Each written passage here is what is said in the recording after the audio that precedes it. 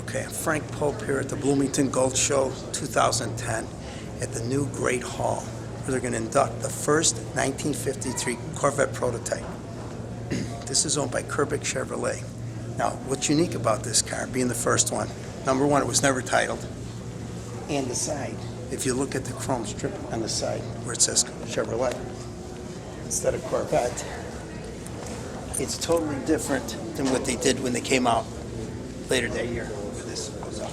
And if you noticed, for whatever reason, they put a V8 in here, and I'm going to talk to Mr. Kerbick and ask him how that all came about, because the original car was a six-cylinder with three single-barrel carburetors. Zora Duntov saw it at the Waldorf Astoria, and when he did, he wrote a letter to General Motors, Harley Earl, and the team telling them this car needs a V8, and that's what started it all. This is the most historical Corvette in history, the very first car Harley Earl came up with.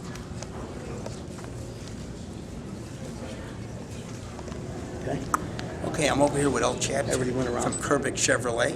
He's the nephew of the Kerbicks, who own the oldest Corvette in the world. And he's going to tell us a few things about the car. It's nice to meet you. Very nice to meet you. Great to be here.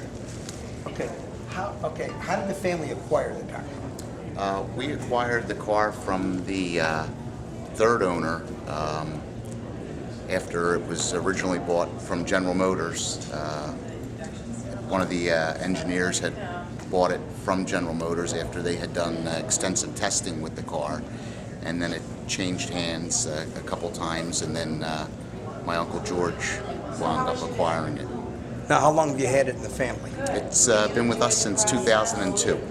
Okay. Now, did you upgrade it yourselves in any way?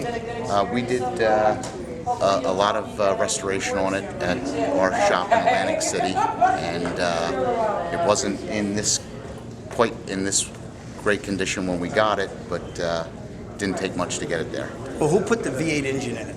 Because I noticed it has a V8, and I know originally it was a six-cylinder with three single-barrel carbs, correct? Yes, the V8 engine was actually put in by General Motors. I believe it was Zorro's idea to put it in there after it did the original Motorama show in New York. They put the V8 engine in and did more testing with the car, about 25,000 miles worth. So that's pretty interesting history right there, because originally when Zora saw the car, it had the six, and he wrote to General Motors saying the car needs a V8. So that's a piece of history I'm glad to know. It's a beautiful car. So today you're being inducted in the Hall of Fame at the Bloomington Show. Is that this all about at the Great Hall today? Yes. Okay. So is there anything else you could tell us about the car?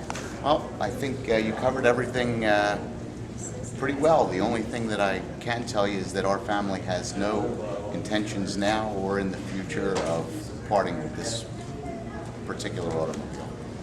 It is a gem. It really is. It's the holy grail of Corvettes right here. So nice to meet you. Pleasure. Thank you. I'm Albert Chapchin, and you're watching Vetster.com.